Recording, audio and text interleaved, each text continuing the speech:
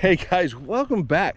Today is gonna be a good day. Why is it a good day? Because the sun's out. As you can see, it is a beautiful, beautiful day out here on the range. And we're outside. And it is amazing. Life is amazing, guys. And if you guys are struggling with anything, please find someone to talk to, because you are important. You're important to me, and you're important to other people. I can promise you that. I love you guys. But let's get right into today's problem that we're gonna solve. Love you.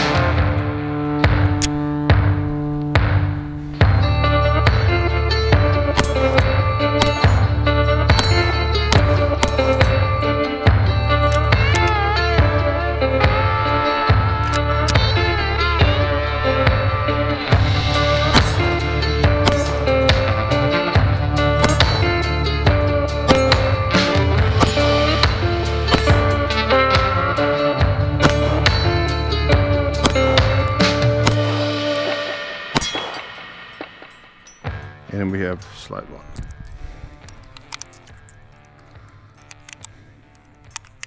All right, guys, here we go. Today we are problem solving, and I'm excited about it, man, because whenever you solve problems, man, that's awesome.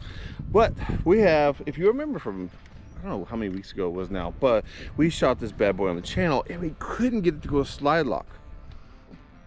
And the question is why? Why couldn't we get it to go slide lock? But I think we have that problem solved. But out here shooting this one, this right here is a Sauer. It is a X10. It is a SIG Custom Works. You have the topography graph map upper and the mountains engraved in the lower, and this thing is pretty awesome. I just put a random TLR1 streamlight on bottom, and of course we have the ever impressive Vortex red dot on top, and this thing is beautiful. The whole combination right there just looks mean as hell, and I do really like it. Okay, so this right here is a 10mm, and it is a heavy hitter, I'm not gonna lie, but we had issues with it when I was sighting it in. We had issues with it, and I think that's because I was trying to be very precise on the trigger pull. I was trying to be very precise on the trigger pull, and I was limp wristing it, and so that was causing some feeding issues. I think we had it twice on camera. I'm pretty sure, I think it was two. I don't think it was 3 times. I think it was twice on camera. Regardless, we haven't had an issue with it since. When I'm actually out here working through it and shooting it, we have not had that issue. So it had to be when I was lip wristing it while I was sighting it in. It is what it is. The only issue we had while we were shooting it, sighting it in, as well as just seeing how it works, is we had trouble with it going to slide lock. But I think we figured it out. But we shot this guy today. We're out here shooting the Sauer X5 Legion. And man, you talk about a beautiful gun. This one right here is beautiful as well. And then, of course, I know some of you guys are gonna be like, what? But we actually had the Glock 34 out here, just kind of running through some stuff through all 3 guns to see, you know what, let's talk about it. So it made more sense, guys, but we're actually out here shooting all 3 guns, and let's talk about it. So what I found is that as I was shooting this gun, it wasn't going to slide lock like we talked about, and I thought, I've never had that issue with the Glock, never had that issue with the X5 Legion. So what's the problem? The problem was me. Let's be honest with each other. I was the actual problem, and here's why. Some of it is the way the gun's designed, and some of it was me. We'll say that much, okay, guys? What I mean by that is, we have an unloaded gun here. If you look at how much this, I don't know if y'all guys can see it, but this slide release here, I'm calling it slide release, slide lock, slide release, whatever it is, it sticks way out. And when I was shooting, I was actually resting my thumb on it. And so as it was shooting, it wasn't going to slide lock because I was technically releasing the slide. So we're out here, we shot some rounds to what it goes so y'all guys can see for yourself. So just adjusting my hand just a little bit and we should have the problem fixed.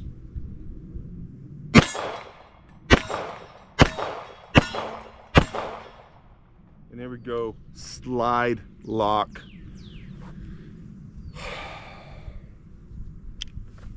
Yeah, so what I also found is that while shooting the Sauer X5 as well as the Glock 34, is I was actually able to simulate the same problem even with the Glock.